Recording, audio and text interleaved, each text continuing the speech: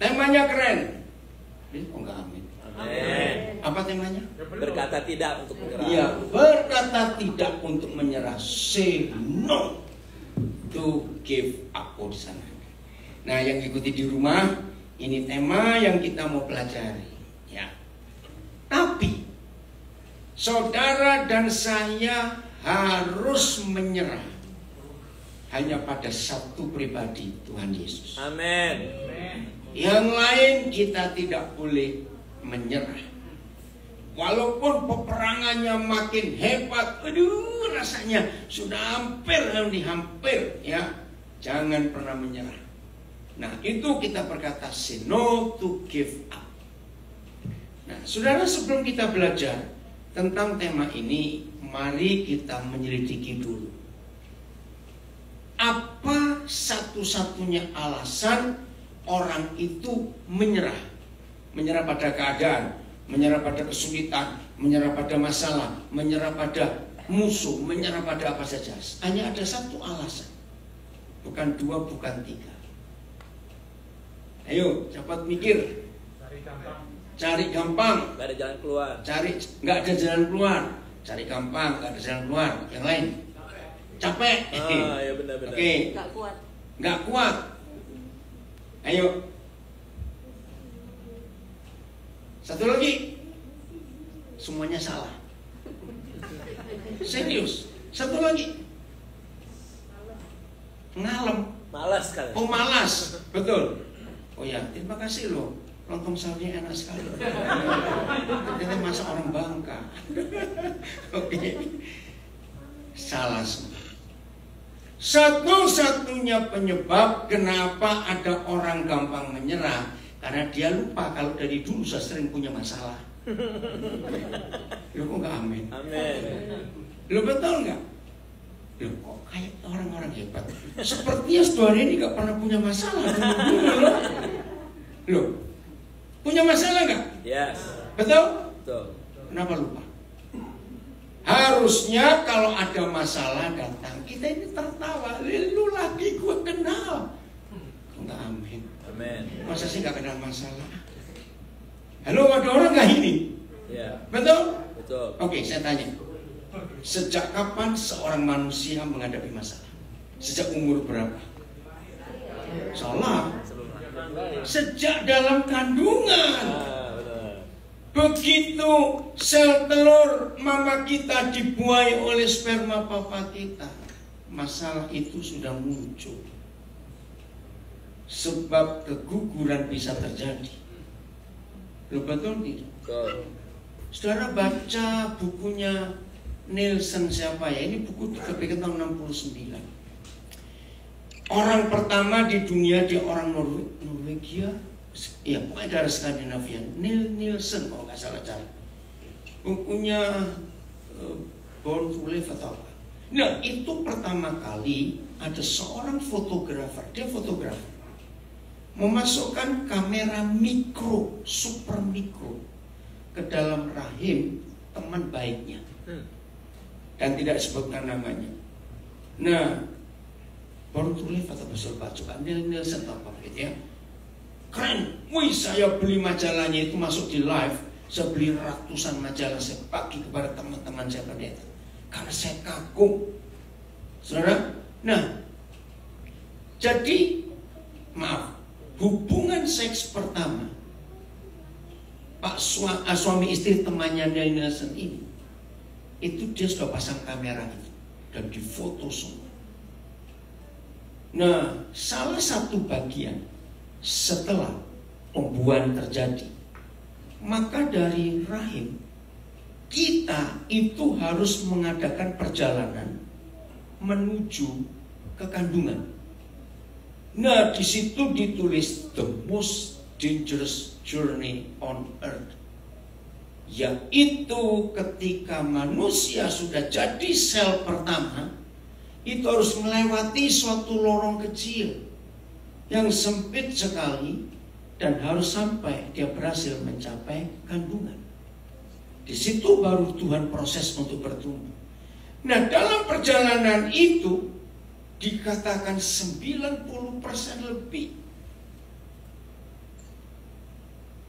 itu pasti gugur. Karena ibu kan nggak tahu kalau dia sedang hamil, karena baru pembuahan pertama. Bulan pertama lewat. Apakah waktu kandungan bulan kedua nggak ada masalah?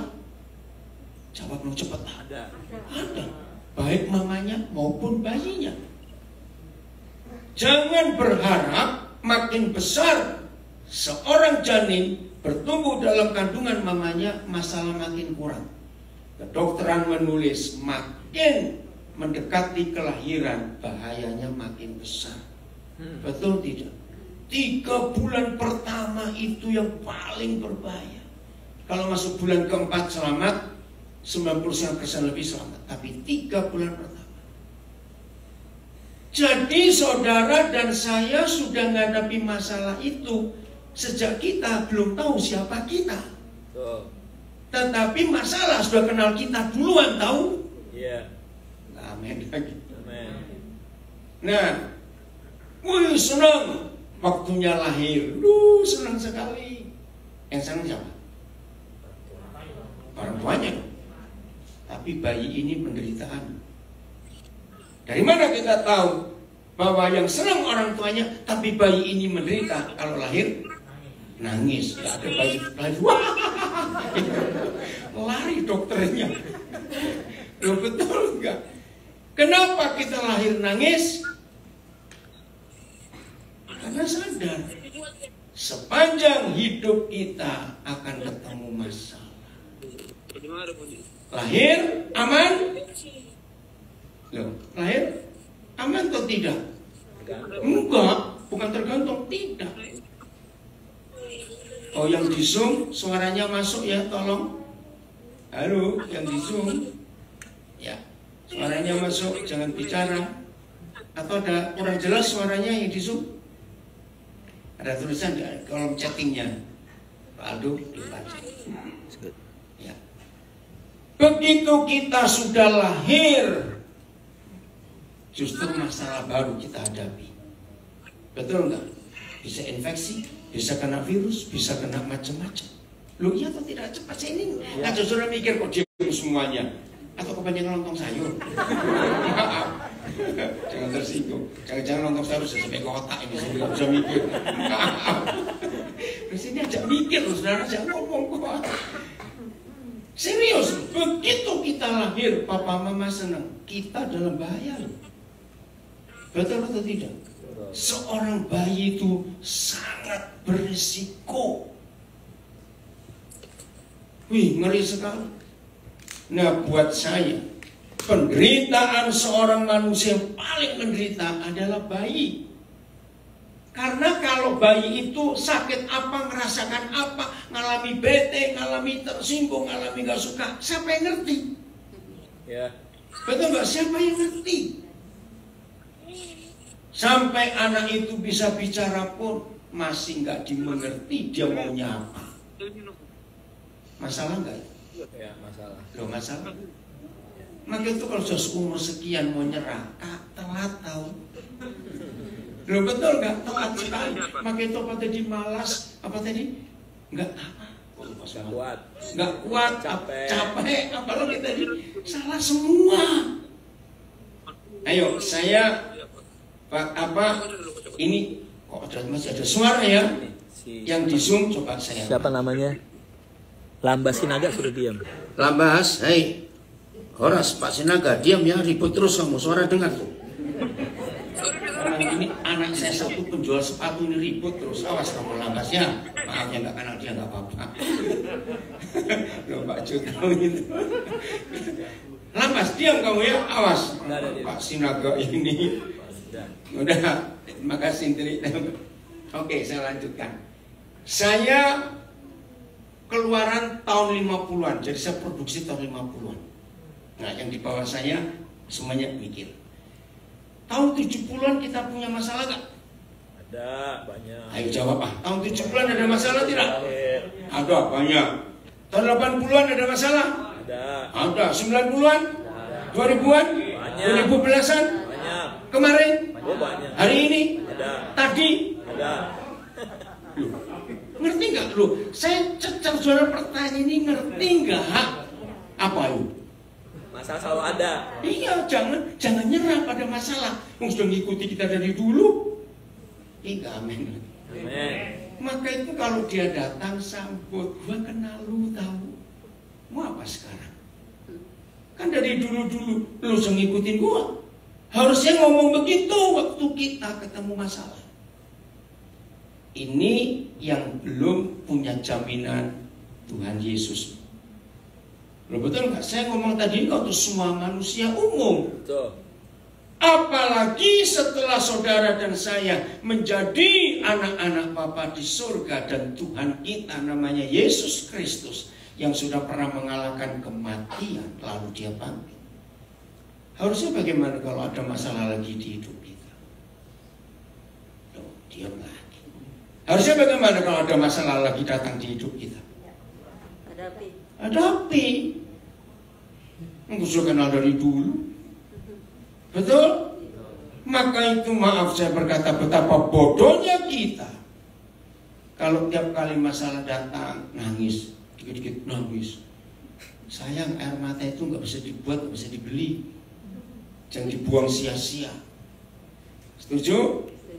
Nah, tapi kenapa kok masih banyak orang menyerah pada masalah? Ini pertanyaan yang berikut. Kenapa kok ada orang masih menyerah kepada masalah, masih give up, masih nggak sanggup menghadapinya? Jawabannya, karena dia tidak tahu tujuan masalah itu untuk apa. Betul? Kalau semua kita tahu tujuan masalah itu untuk apa, saya akan simpulkan dulu kalimat ini supaya nanti pada akhir kita belajar kita tahu. Setelah setiap kita tahu masalah itu tujuannya untuk apa, dengar kalimat ini dan tolong catat.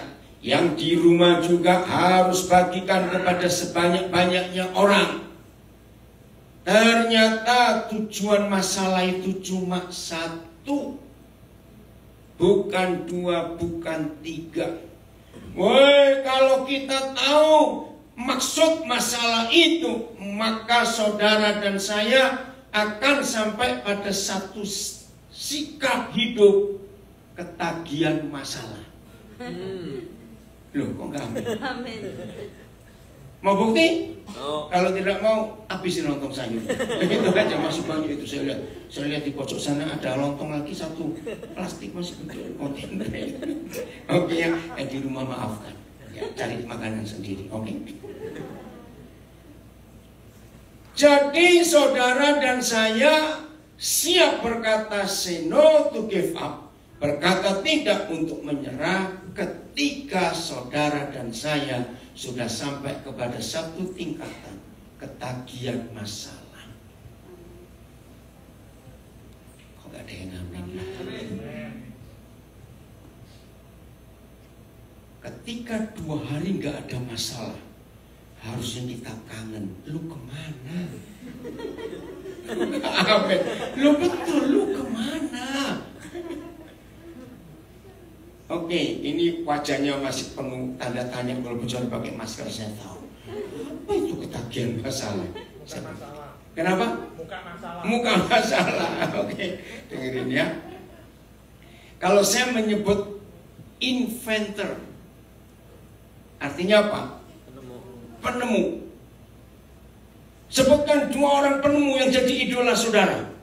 Kalau terlalu nggak bisa nyebut. Saya punya belasan idola penemu-penemu di dunia ini, baik orang Indonesia, baik orang luar negeri. Woi, luar biasa. Loh, 2 orang saja loh. Habibie, Thomas Alva Edison, siapa lagi? Bell. Ayo. Siapa? Marie Curie, Henry Ford. Amerika banyak loh, saudara. Nah, Sam siapa? Oh ya, termasuk penuhnya Zoom, Eric Yuan. Suatu sampai pengen ketemu Eric Yuan. Saudara, waktu BlackBerry muncul, waduh, saya ingin ketemu loh. Ternyata dia orang Yunani, warga negara Amerika, warga negara Kanada. Ya, siapa namanya saya lupa. Oke. Siapa namanya WhatsApp? Orang Rusia ya. Hampir betul. Orang Ukraine. Ukraine. Siapa namanya yo? Wijoyo. Joyo. Aduh, ini orang lontong sayur ini. Yankom. Oh Yakob. Yakob. Yankom. Oh Yakob. Ampuni, sosok kita di Philadelphia begini nih modelnya. Yankom dibilang Yakub. Oke, siapa penemunya Google? 2 orang.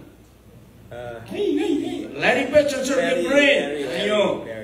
Itu idola saya ingin ketemu mereka. Facebook siapa yang menemukan? Mark Zuckerberg. Oke. Banyak lagi. Saya mau tanya, buktikan. Siapa yang baru menyadari hari ini seorang bisa disebut inventor, penemu, itu karena dia ketemu masalah. Betul.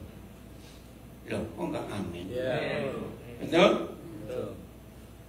Ada yang tukang di sini pernah dengar kata paku Fisher?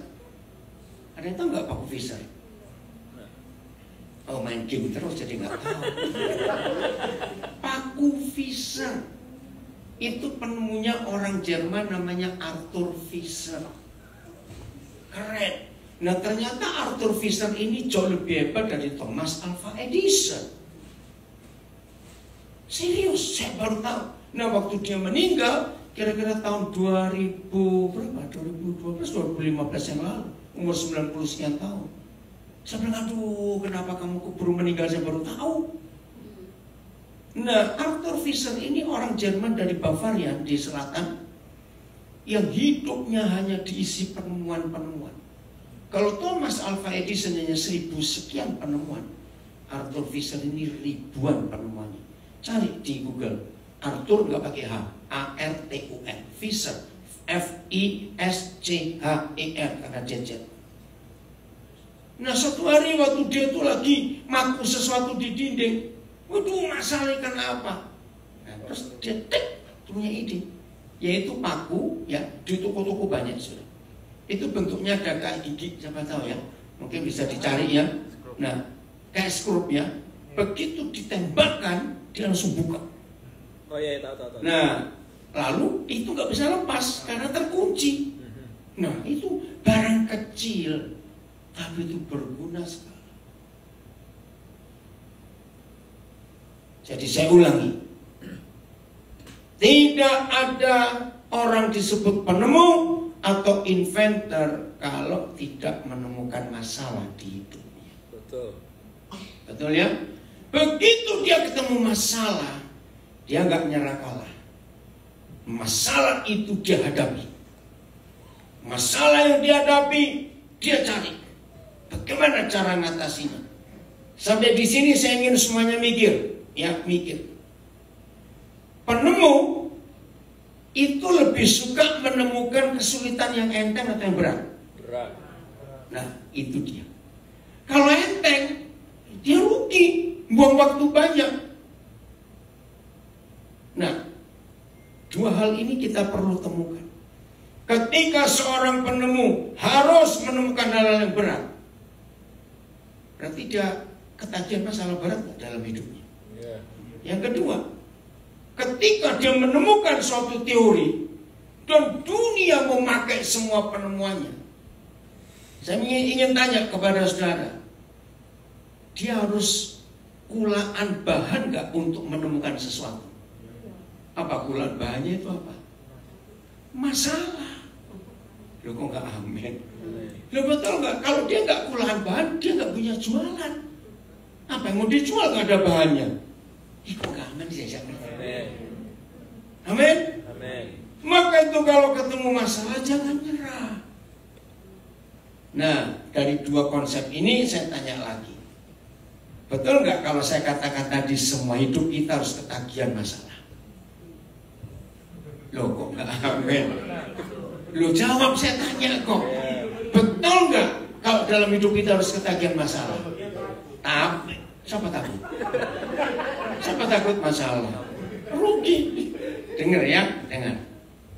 Tapi jangan cari masalah dan buat masalah. Nah itu. Itu dia ya. Betul? Masalah harus kita hadapi dan kita perlu ketagihan. Tapi jangan cari masalah dan buat masalah lain itu. Kita demennya buat masalah. Nah itu demennya buat masalah. Bertobat. Saudara, nah sampai di sini kita melihat bahwa tantangan itu indah dalam hidup. Amin. Ya. Kesulitan itu menyenangkan.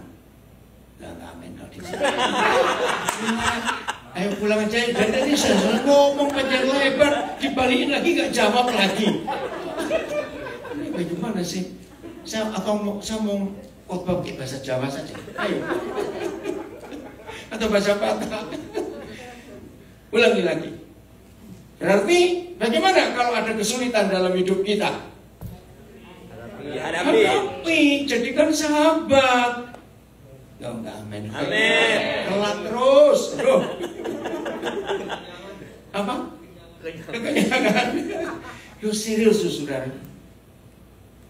Dari kitab Kejadian, kalau kita baca Alkitab, logika kita kasihan Tuhan. Loh, betul nggak? Kenapa kasihan Tuhan? Karena kita rajin buat masalah. Betul? Amin. Tapi Papa kita luar biasa. Oke, sebelum kita lanjut, saya sampai poin ini. Berarti kalau saudara dan saya kenal dan tahu tujuan masalah itu sehebat ini. Jawabannya? Loh, kalau sudah kita tahu tujuan masalah itu sehebat ini hasilnya, lalu kita harus apa? Salah, bersahabat. Kok hadapi? Kalau hadapi itu kayak ngelawan gitu. Bersahabat. Boleh nggak saya pakai kalimat ini? Ternyata kita sangat memerlukan masalah dalam hidup. Tapi bukan cari masalah dan buat masalah. Kalau saudara ke toko apa saja dan menemukan barang macam-macam apa saja, ketahui sebelum barang-barang itu jadi, entah bentuk makanan, entah bentuk baju, sepatu, apa saja yang elektronik, komputeris, apa saja. Yakinkan diri saudara bahwa sebelum barang-barang itu ditemukan, orang yang menemukan itu ketemu masalah dulu. Iya. Maka itu ada barang itu. Betul. Pertama kali saya membaca kisahnya Steve Jobs, dia menemukan handphone, ya, iPad yang cordless tanpa kabel. Itu penemuannya sederhana. Saya lupa tahun berapa. Jadi seperti semua saudara juga di Philadelphia, ya, jam makan siang itu di food court, di cafe, di mana itu orang ramai makan siang di kantor. Nah waktu itu Steve Jobs juga, dan masing-masing orang pasti bawa laptop, ya, masing-masing orang bawa laptop. Nah begitu masing-masing orang bawa laptop, rebutan, colokan, tahu nggak? Ya. Betul nggak? Nah Steve Jobs mikir, iya kasihan juga ini orang-orang ini. So itu kabel kemana-mana. Padahal cuma sebentar istirahat makan itu. Ngapain orang jadi ribet? Balik ke kantor, dia cuma otak-atik, iPad muncul. Jadi laptop yang tanpa kabel. Itu pertama kali idenya. Waduh, waktu saya baca kisah penemuan iPad itu, ini orang hebat juga. Dia mikir orang lain yang kesulitan bawa kabel kemana-mana. Nah, itu yang mereka temukan. Maka itu kalau saudara dan saya takut menghadapi masalah, nggak bisa. Kita nggak akan jadi orang hebat. Coba saya sebut nama orang ini, Elon Musk. Ya. Saudara mikir apa? Mobil. Mobil yang apa? Tesla. Listrik. Dan bukan cuma itu. Repair, ya. Terus dia juga sudah bisa buat mobil tanpa supir. Luar biasa. Ya itu orang mikir terus sebabnya. Karena begitu banyak menghadapi masalah. Maka itu rugi besar kalau saudara murid-murid Tuhan Yesus dan mengaku anak-anak Bapa di surga, baru cantengan sudah nyerah. Bahasa Indonesia cantengan itu apa ya? Tahu cantengan? Kutilan. Bukan, kutilan lain lagi. Pakai turuki nggak bisa bahasa Jawa. Jadi sampai hari ini cantengan dan kelilipan dan telusupan itu nggak ada bahasa Indonesia. Tahu ya, cantengan itu ada bengkak di ujung kuku. Nah itu bahasa Indonesia apa saya nggak tahu. Lebih-lebih bahasa Inggris, coba cari. Kelilipan, ayo apa bahasa Indonesianya? Ada yang Inggrisnya nggak kelilipan? Kelilipan tuh mata kemasukan debu, bukan kemasukan pasir, rusak ini. Telusupan, tahu? Ya itu kalau nggak Jawa nggak tahu. Ada benda kecil harus masuk ke bawah permukaan kulit kita. Itu nggak enak sama sekali. Ya, oh ya Susi, selama kamu hamil, Joyo ribut terus nggak? Lumayan. Oh lumayan. Nah ini, saya ingin ngomong kepada suami-suami yang nggak pernah hamil dengan baik-baik. Loh kenapa saya ngomong ini? Jadi karena saya ini sering mendoakan masalah dalam keluarga yang istrinya hamil pertama. Begini para suami, jadi mumpung anakmu belum lahir, kamu mesti minta maaf pada anakmu. Kalau kamu suka merecoki istrimu, begini. Saya kagum pada Roh Kudus, dia memberikan saya hikmat. Sehingga kalau banyak keluarga yang saya temui mengandung anak pertama istrinya itu, maka saya ajari ini. Kalau kita kelilipan, telusupan, itu ganggu nggak? Banget. Sangat. Nah, di dalam tubuh istrimu ada benda asing karena perbuatanmu, dan tambah lama tambah besar. Loh, betul nggak? Bisa bayangkan, nggak enak sama sekali loh istri mengandung itu. Kok para istri gak dukung saya tuh? Dia macam gimana ini para istrinya? Setuju para istri? Hamil lagi supaya suamimu tahu. Serius. Ketika Roh Kudus beri saya pengertian itu, iya betul juga ya. Betapa menderitanya istri mengandung. Yang tiap detik bertambah besar benda itu. Dan makin besar kandungan, ruangan mereka anak itu gerak makin sempit. Waktu ruangan gerak anak makin sempit, mama itu tersiksa. Anak ini goyang terus. Gini aja lah, coba siapa bisa berlutut 9 bulan? Lo ngerti nggak? Kan ketekuk terus tuh kakinya 9 bulan loh. Masa gak pengen stretching? Jawab ini loh masalah. Jadi Susi, dia marah apa selama 8 bulan ini? Awas kamu ya. Wih, hebat Roh Kudus memberikan hikmat seperti itu. Nov gimana dulu tuh kamu hamil? Si Robert gimana? Oke ya. Nah, saudara, hal-hal kecil ini kita harus bisa pelajari dalam hidup kita. Amin. Jadi awas, baru cantengan sudah nyerah. Awas kamu. Masih banyak hal lagi yang kita harus hadapi. Oke. 2 Korintus 12. Ayat yang ke-8 mulai.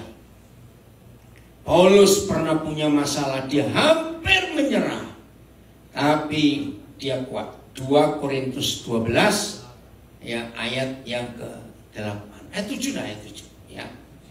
Ayat 7 supaya lebih jelas.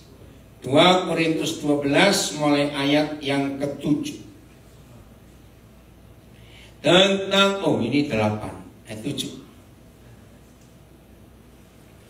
Dan supaya aku jangan meninggikan diri, jangan sombong. Karena penyataan-penyataan yang luar biasa itu, maka aku diberi suatu duri di dalam dagingku.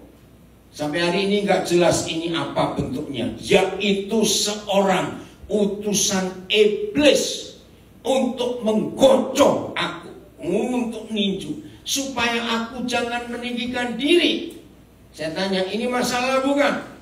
Masalah. Duri dalam dagingnya ya. Tentang hal itu aku sudah berapa kali berdoa? 3 kali. 3 kali berseru kepada Tuhan supaya bagaimana? Utusan iblis itu mundur daripadaku. Bayangkan 3 kali Paulus berdoa. Tuhan jawab, duri dicabut? Tidak. Lihat ayat 9 dan seterusnya.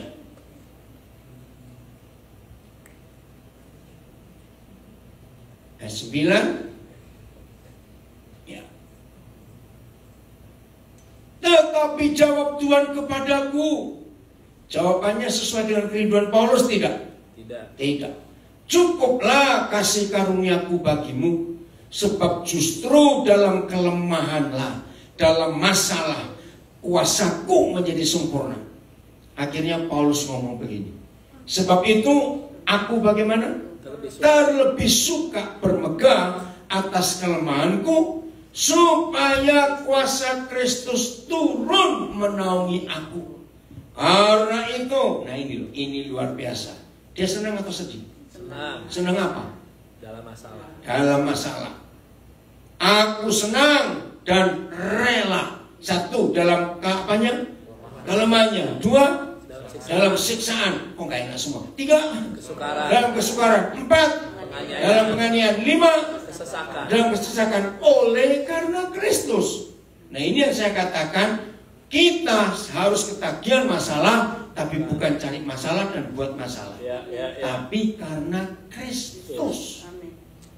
Kalau para inventor, para penemu, ketagihan masalah karena mereka ingin terkenal di dunia dan menemukan sesuatu yang baru. Wih, ini kalimat yang luar biasa. Maka kita baca kalimat terakhir ini. 1, 2, 3. Sebab jika aku lemah, maka aku kuat.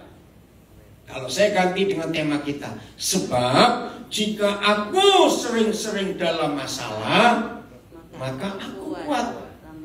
Karena terlatih. Betul? Terlatih. Nah, saya tunjukkan ayat ini. Ratapan pasal 3 ayat 27 dan 28. Kitab Ratapan, Lamentation ya. Ratapan 3, 27, 28. Nah, di firman ini ternyata laki-laki harus lebih kuat daripada perempuan. Oh, gak ada yang amin lagi. Harus, ya, lihat. Ratapan 3, 27 dan 28. Ya. Maka itu Tuhan memberikan fisik laki-laki lebih daripada perempuan karena tanggung jawab kita lebih besar. Adalah baik bagi seorang siapa? Pria. Memikul apa? Kuk. Apa kata lain kuk? Tanggung jawab, beban. Boleh tambah ganti masalah, enggak apa-apa. Adalah baik bagi seorang laki-laki memikul kuk, memikul tanggung jawab, menghadapi masalah. Terlatih sejak kapan? Nah, pada masa muda. Nah, saya pakai ayat ini untuk mengajari anak-anak perempuan. Ya. Oh, saya lanjutkan dulu. Biarlah ia duduk berapa lama? Sendirian. Artinya boleh dibantu enggak? Enggak. Saudara pernah sadar enggak bahwa tidak sedikit mama-mama merusak karakter anak, khususnya anak laki. Ketika anak-anak itu mulai umur 2 tahun, biasanya 2 tahun mulai kelihatan. Ya, manusia itu akan kelihatan dia bisa mandiri atau tidak waktu umur 2 tahun. Anak kecil yang seumur 2 tahun itu ingin ngerjakan apa-apa sendiri. Tolong ya, saya pesan mama papa, jangan ditolong. Setuju nggak? Biarin. Karena dia ingin tahu. Maka itu menyuap anak-anak dengan makan itu salah besar. Kalau dia sudah bisa sendiri. Karena ayat ini. Nah, salah satu bentuk kerusakan karakter anak, nggak bisa tanggung jawab, nggak bisa dewasa. Kalau mamanya terlalu sayang, lalu keluar kata, biarin mama aja, biarkan mama saja. Pernah dengar nggak mama ngomong seperti itu? Nah, ini anak jadi malas. Dan dia nggak bisa mandiri, nggak bisa self-confident, selalu ditolong. Maka itu saya katakan banyak anak-anak rusak karakternya, rusak kepribadiannya karena mamanya. Kalau anak-anak makan berantakan, ya wajar. Dulu kita juga begitu, cuma lupa. Belum nggak percaya. Nah, jadi sejauh mana anak itu bisa ngelemparin makanan, biarin. Nggak apa-apa ada di situ. Supaya mereka belajar. Nah, mamanya aja harus cerdik. Bagaimana caranya supaya bisa nanti kalau beresinnya gampang. Biarlah ia duduk sendirian dan berdiam diri. Dia harus mikir, belajar. Kalau Yahweh Tuhan membebankannya. Nah, ini penting. Berarti kalau kita baca 2 ayat ini,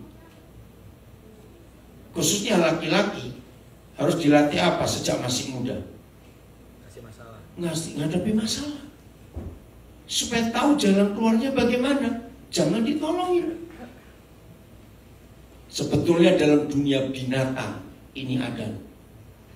Betul, kalau kita lihat dunia binatang, National Geographic, Animal Planet, waduh, anak-anak binatang itu struggle-nya luar biasa.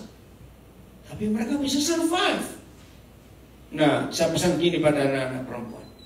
Kalau kita baca baik-baik, ini cuma logika dan istilah. Jadi seharusnya tangan laki itu kasar atau halus? Kalau kita baca 2 ayat ini. Ayo, tangan laki itu kasar atau halus? Nah, tolong ya gadis-gadis, kalau kamu kenalan pada cowok, jangan tarik dulu, coba kamu raba. Ini halus atau kasar? Lo serius?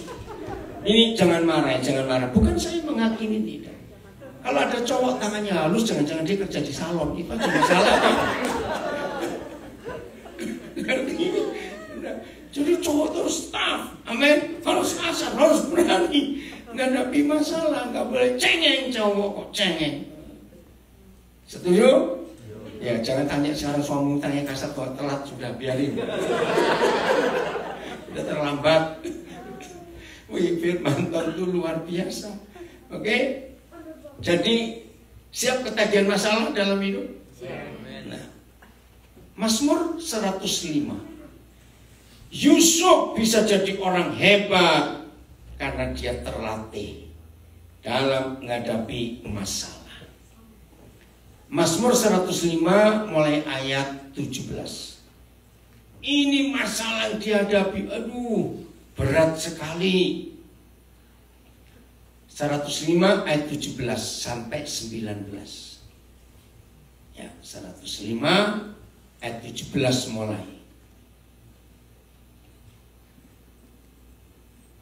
Diutusnyalah. Siapa yang utus? Tuhannya huruf besar. Padahal faktanya yang jual Yusuf ke Mesir siapa? Saudara-saudaranya. Tapi Yusuf tahu Tuhan yang menyuruh dia. Maka itu Mazmur menulis diutusnyalah seorang mendahului mereka. Wih, kata mendahului ini artinya indah, mempersiapkan. Betul nggak? Ya, menyediakan supaya mereka tidak kelaparan. Oh, terima kasih Tuhan.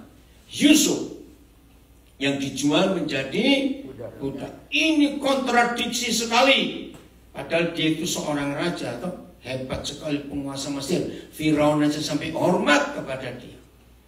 Lihat masalah yang dihadapi. Pemerintah Mesir ngapain? Ayo baca. Mengimpit kakinya dengan belenggu. Karet atau besi? Bisa tanya kok. Karet atau besi? Besi. Lehernya diapain? Masuk ke dalam besi. Lehernya pun dicatok. Coba merenung sebentar. Enak gak? Mau coba? Gak enak. Menderita gak Yusuf seperti ini? Sangat menderita. Coba sebelum kita baca ayat 19-nya. Kejadian 41 ayat 14. Bagaimana situasi penjaranya Yusuf? Sudah di lehernya dirantai, kakinya dibelenggu. Kejadian 41 ayat 14. Kemudian Firaun menyuruh memanggil Yusuf. Segeralah ia dikeluarkan dari dungeon pit. Saudara baca bahasa Inggrisnya. Penjaranya Yusuf itu tutupan ruang bawah tanah. Dan bentuknya seperti sumur. Dungeon. Nah, saudara, penjahat yang dipenjara di tutupan itu bentuknya sumur dan orangnya berdiri. Maaf, kencing, berak, mandi.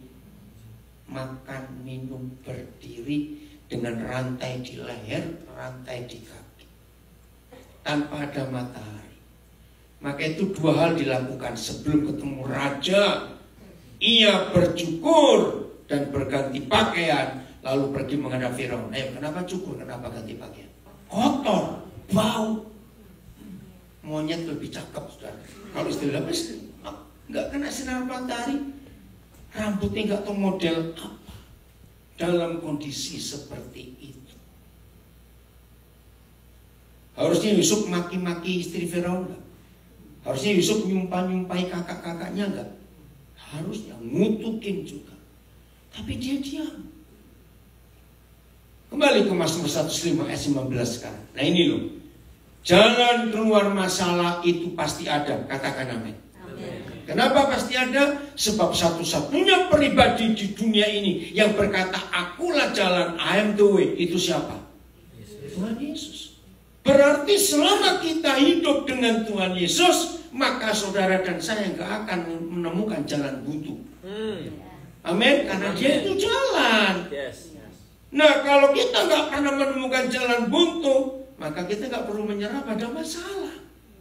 Karena jalannya selalu ada. Serius. Bicara I am the way, aku adalah jalan. Saudara, semua orang gak bisa bantah. Karena semua manusia perlu jalan keluar dalam hidup. Dan Yesus itu jalannya. Amin. Maka itu mau takut apa dengan masalah? Ayat 19, ini yang ditunggu. Maka itu saudara-saudara, baik yang di Philadelphia maupun mengikuti di rumah dimanapun saudara berada, ingat, satu-satunya cara saudara dan saya tidak pernah menyerah kepada masalah, karena ada janji ini. Sampai saat firman-Nya sudah genap.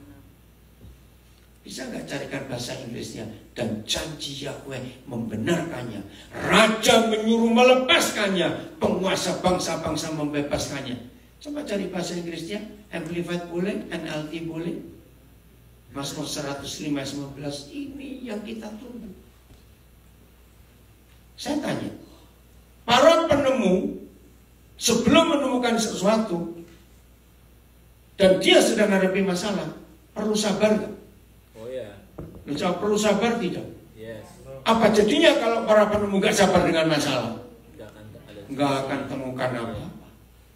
Ingat Thomas Alva Edison berapa ratus kali percobaan yang dia lakukan di laboratoriumnya untuk menemukan bola pijar itu, until his word, ini dia, to his core brothers, came through, until the word of the Lord tried, and tested him.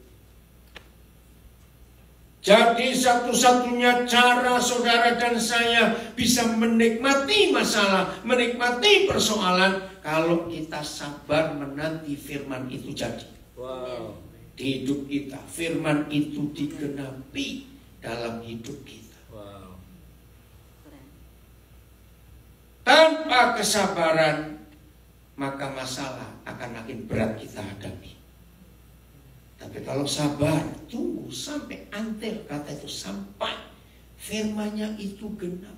The king sent and loosed him, even the ruler of the peoples, and let him go free. Luar biasa. Saya tidak tahu berapa banyak di antara kita yang hari-hari sedang menghadapi masalah. Tunggu. Sabar. Tuhan akan bekerja dengan caranya yang kita nggak bisa ngerti. Amin. Ayo kita perhatikan ini. Kejadian 45. Mulai ayat 3. Kejadian 45 mulai ayat 3. Lihat. Yusuf luar biasa. Indo aja, Indo. Iya, Indo aja ya. Ini Inggrisnya saya nggak tahu. Bahasa Indonesia aja. Kejadian 45 mulai ayat 3. Dan Yusuf berkata kepada saudara-saudaranya, akulah Yusuf. Saya tanya dulu, mengapa dia meyakinkan kakak-kakaknya, akulah Yusuf? Itu kenapa tujuannya? Ayo, kalau kita jadi kakak-kakaknya, kira-kira gimana? Ketemu adik yang kita pernah buang dan kita anggap sudah mati, toto jadi raja. Ayo, sikap kita gimana? Perasaan kita gimana? Sebentar. Takut.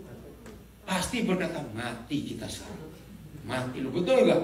Mati ini, habis kita ini. Orang selalu bilang mati kon. Salah, mate kon. Mate kon. Mate kon. Maaf. Saudara, akulah Yusuf.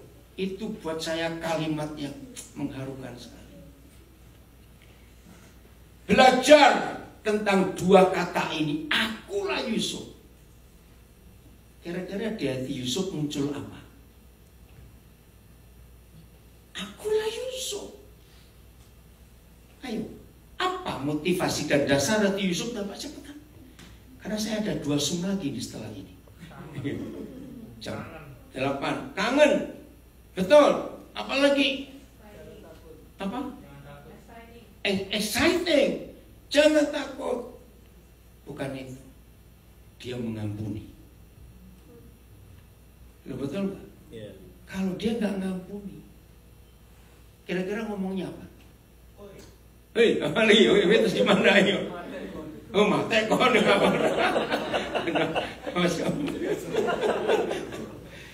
enggak, kalau nggak ngampuni. Ingat enggak? Nah itu dia. Ingat nggak kamu? Kamu apa ingat waktu itu? Iya. Akulah Yusuf. Itu pertanyaan kedua. Aduh, ingat papanya. Papa masih hidup nggak? Bisa bayangkan itu ya? Kangen betul.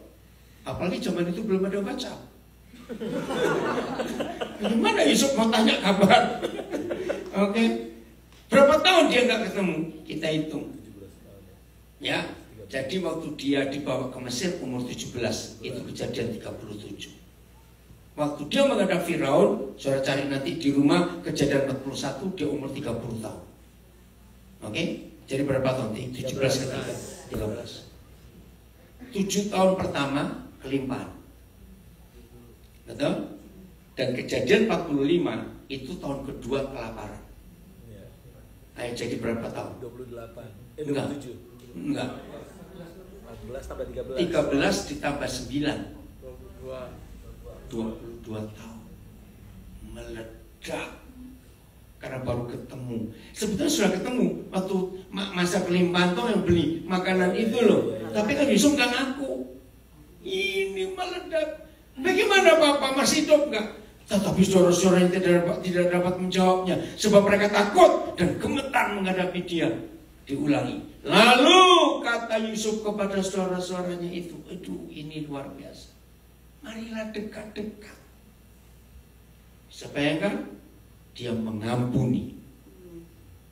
Hal kedua, saudara pasti akan menyerah kepada masalah ketika orang yang menyebabkan masalah terjadi sudah tidak mengampuni. Catat, ini perlu.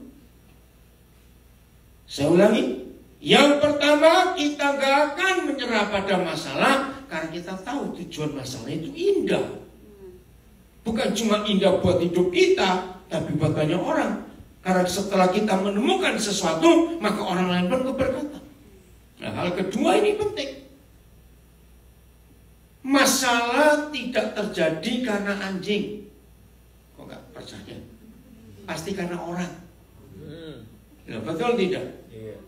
Maka itu kalau kita tidak mengampuni yang buat masalah, kita pasti nyerah. Karena masalah itu makin berat. Yusuf itu mengampuni. Betul.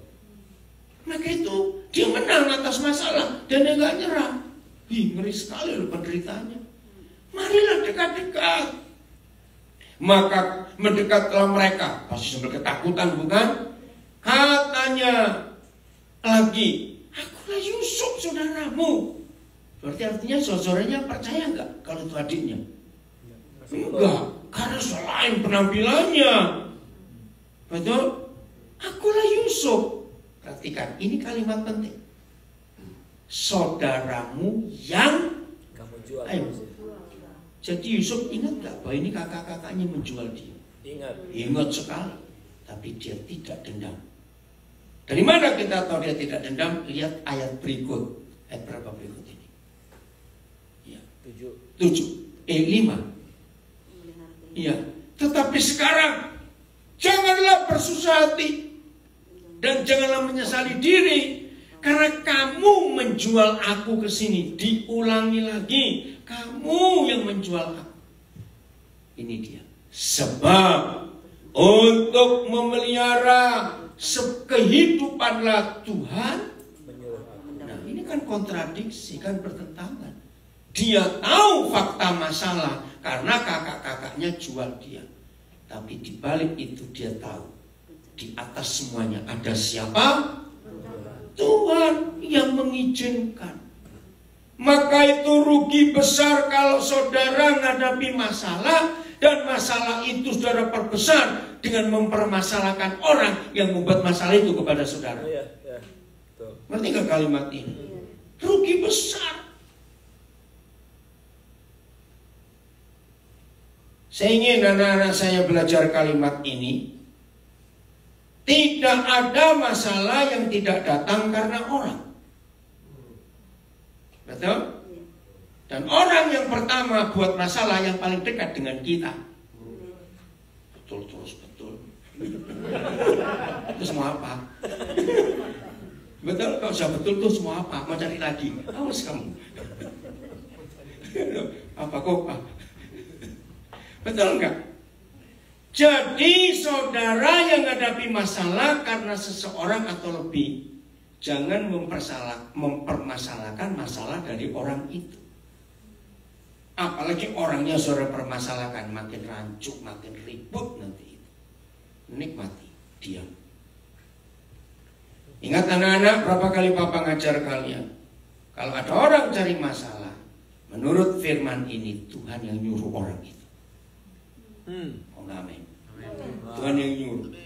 Bukan Tuhan kok iseng bener, terserah. Ya, mau iseng atau enggak urusan dia. Wow. Ini. Jadi Yusuf sadar, kamu yang jual aku ke sini, tetapi Tuhan yang menyuruh. Seandainya Yusuf dendam kepada kakak-kakaknya, dia nggak mungkin sampai jadi raja. Ya, betul tidak? Ya. Kenapa? Sudah mati kering dalam penjara. Benar. Betul? Karena orang sakit hati itu menimbulkan kanker. Bayangkan sudah menderita seperti itu, dirantai lehernya, dirantai kakinya, dendamnya nggak habis-habis ini. Tapi dia tidak. Ini luar biasa. Sebab untuk memelihara kehidupan Tuhan menyuruh aku mendahului kamu. Karena telah 2 tahun ada kelaparan dalam negeri ini. Dan selama 5 tahun lagi orang tidak akan membajak atau menuai. Selanjutnya. Ayat 7. Maka, ini gila betul. Tuhan ngapain? Nah. Padahal dia tahu kakak-kakaknya yang nyuruh. Kok jadinya Tuhan? Maka itu mulai hari ini. Masalah sekecil apa, masalah sebesar apa dalam hidup kita. Jangan kita menyerah. Amen. Karena ada rencana Tuhan yang dahsyat, yang luar biasa di balik masalah itu. Amen. Apalagi yang tanpa Tuhan pun dunia bisa percaya dengan masalah ini aku akan menemukan sesuatu. Yeah. Harusnya kita makin cari makin ketagihan masalah itu. Saya ulang ayat 7. Maka Tuhan menyuruh aku mendahului kamu untuk menjamin kelanjutan keturunanmu di bumi ini. Dan untuk memelihara hidupmu.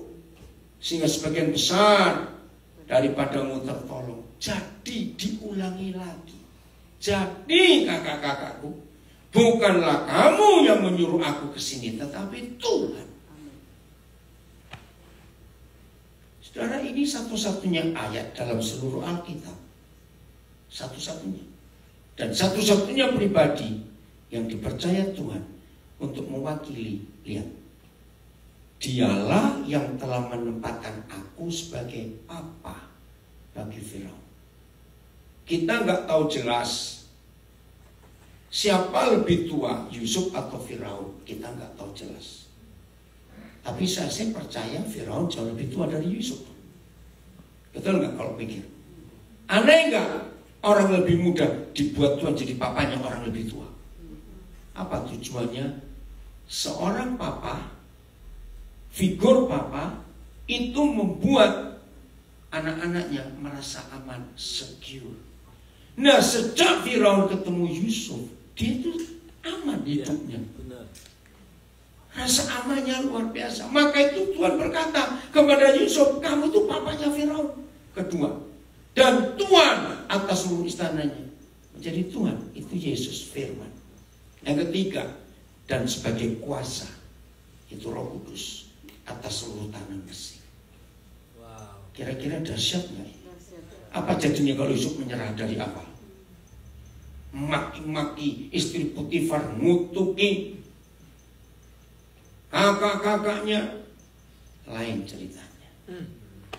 Amin. Jadi jangan pernah menyerah pada masalah. Saudara dan saya boleh menyerah kepada Tuhan Yesus, lainnya tidak. Maka hari ini kalau kita mau hidup dalam kebenaran ini, hidup ini luar biasa. Jadi sekarang saudara setuju kalau saya katakan setelah kita belajar ini, kita jadi ketagihan masalah. Jangan cari masalah dan jangan buat masalah. Karena itu penting untuk melatih kita. Hebat sekali. Jaminannya, ayat terakhir Filipi 4 ayat 13. Ini jaminannya. Jadi gak ada alasan aku gak kuat, aku gak sanggup. Tidak ada. Apalagi kalau saudara pakai 1 Korintus 10:13, pencobaan masalah-masalah kita hadapi gak akan melebihi kekuatan kita. Dan semua masalah itu Tuhan berikan kita jalan keluar. Filipi 4:13, bukan 17, 13. Ayo kita baca sama-sama ayat ini. Filipi 4:13. Ya. Tunggu. Filipi 4:13. Baca 1, 2, 3. Segala perkara dapat kutanggung di dalam Dia yang memberi kekuatan kepadaku. Segala persoalan yang kita hadapi dapat kita apa? Tanggung. Karena siapa? Karena Yesus memberi kekuatan. Jadi tidak ada istilah aku gak kuat, tidak ada. Semuanya pasti diberi kekuatan. Amin. Inilah Tuhan Yesus untuk kita. Jadi hari ini yang sedang bermasalah satu dengan yang lain langsung amin. Maka saya punya kalimat untuk Yusuf dan untuk kita pakai. Nikmatilah dengan senikmat-nikmatnya ketidaknikmatan itu. Bisa ikuti? Ayo 1, 2, 3. Nikmatilah dengan senikmat-nikmatnya ketidaknikmatan itu. Kalau perlu pulang catat, taruh di dinding kamar saudara gede tulisannya. Ulangi, nikmatilah dengan senikmat-nikmatnya ketidaknikmatan itu. Bahasa Inggrisnya apa ini? Harus dicari. Tuhan Yesus memberkati kita semuanya. Haleluya. Jadi tepuk tangan untuk masalah. Halo.